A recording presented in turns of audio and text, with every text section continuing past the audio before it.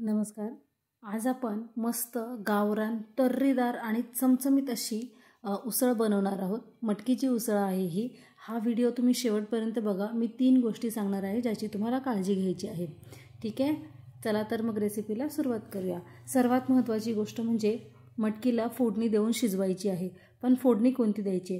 थोडंसं तेल घ्यायचे, त्यामध्ये जिरं घालून घ्यायचं आहे, लसूण घालायचं आहे. पण ताजा कापून घेतलेला किंवा ठेचून घेतलेला लसूण असेल तरीही चालेल, पण आलं लसणाची पेस्ट नका वापरू, त्यामुळे थोडासा स्मेल वेगळा येतो आणि ती चव येत नाही. जो आपण फ्रेश लसूण वापरतो त्यानेच येते.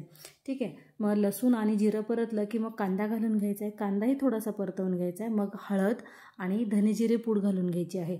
जर तुमच्याकडे ही पूड नसेल तर मग तुम्ही मिक्सरला थोडेसे धने बारीक करून घेतलेत 1 चमचाभर तरीही चालेल, काहीच हरकत नाही आहे.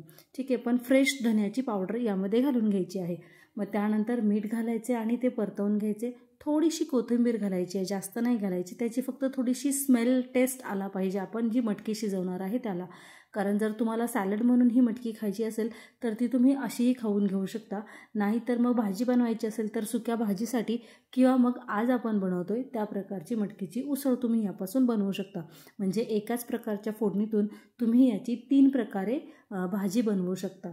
ठीक आहे, आणि हो, त्याचबरोबर तुम्हाला जर सूप आवडत असेल तर यामध्ये थोडंसं 1 चमचाभर बेसन पीठ तेलामध्ये परतवून मग ही मटकी घालून घेतली आणि थोडंसं पाणी घातलं की तुमचं सूपही तयार होईल. पण त्यामध्ये थोडंसं मिरेपूड घालून घ्यायचं आहे. त्याची रेसिपी मी तुम्हाला नंतर दाखवेल. ठीक आहे, आता मसाल्यांमध्ये काय काय घ्यायचं ही आहे दुसरी महत्त्वाची गोष्ट. कांदा, टोमॅटो, खोबरं, आलं, लसूण, कोथिंबीर आणि थोड्याशा कोथिंबीरच्या काड्या.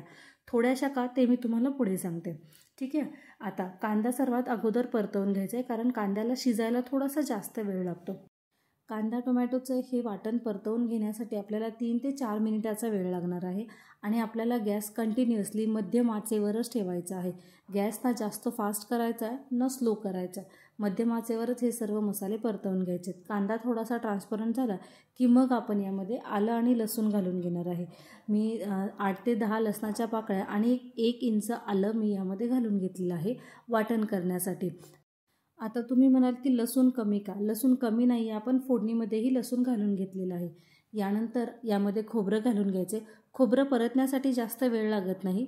अगदी 1-2 मिनिटातच आपलं खोबरं एकदम तयार होऊन जातं. खोबरं जास्त लाल नाही करायचे, त्यामुळे आपली भाजी कडवट लागू शकते. ठीक आहे, नंतर खोबरं परतवून झालं की मग टोमॅटो घालून घ्यायचा आहे. टोमॅटो घातला की थोडंसं मीठ घालायचं आहे. टोमॅटोला मीठ घातलं की त्याचा रंग सेम टू सेम राहतो.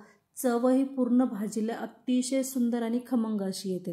कांदा, टोमॅटो, खोबरं सर्व परतवून झालं की मग 5-7 कोथिंबीरची पानं आणि थोड्याशा काड्या घालायच्यात. आता काड्या थोड्याशा घालायच्यात हे मी का सांगितलं? जर तुम्ही कोथिंबीरच्या काड्या जास्त घातल्या तर मग आपल्या भाजीला किंवा आपण जी काही आमटी बनवणार आहे त्याच्या रश्श्याला थोडासा कडवट चवीचा वास येतो. जर तुम्हाला कडवट चव नको असेल, अगदी सुंदर अशी चव हवी असेल तर कोथिंबीरच्या काड्या खूप कमी घालायच्या आहेत, पण घालायच्या आहेत आठवणीने. ठीक आहे, आता आपली या ठिकाणी मटकी शिजलेली आहे. 1-2 शिट्ट्या घ्यायच्या आहेत, जास्त शिट्ट्या घ्यायच्या नाहीत कुकरच्या, म्हणजे आपल्याला मटकी फक्त 50 ते 70% शिजवायची. कढईमध्ये थोडंसं तेल घालून घ्यायचे आणि फोडणी देऊन घ्यायची आहे रश्श्याची. ठीक आहे, सर्वात अगोदर जिरं घालायचं आहे, मोहरी घालायची. हे दोन्हीही छान तडतडून झाले की मग आपण जो वाटण करून ठेवलेला मसाला आहे तो घालून घ्यायचा आहे. आणि मिक्सरचं भांडं धुवून पाणी फेकायचं नाही. हेच पाणी आपण नंतर रश्श्यामध्ये घालून घेणार आहे. पण कसं, मिक्सरचं भांडं धुवून रस्सा बनवण्यासाठी आपल्याला जे काही पाणी लागणार आहे ते पाणी आपण गरम करून घ्यायचं. तेल सुटलेलं आहे. आता आपण बाकीचे मसाले घालून घ्यायचे. सर्वात अगोदर बेडगी मिरची पावडर, हळद, यानंतर आपला जो गरम मसाला आहे तो घालून घ्यायचा आहे. आणि सर्वात शेवटी अजून 1 चमचाभर मी या ठिकाणी धनेजिरे पूड घालून घेतलेली आहे. आणि फ्रेश कापलेली कोथिंबीर घालून घ्यायची. आणि मग मसाले पुन्हा जरा तेल सुटेपर्यंत पुन्हा एकदा परतवून घ्यायचे. सर्व मसाले छान परतवून झाले की मग यामध्ये आपण शिजवून ठेवलेली मटकी घालून घ्यायची आहे. ही मटकी घातल्यानंतर जास्त वेळ उकळायची नाही आहे. अगदी 3 ते 4 मिनिटामध्ये आपली भाजी आरामात तयार होते. तेही रस्सा भाजी मस्त अशी उसळ तयार होते.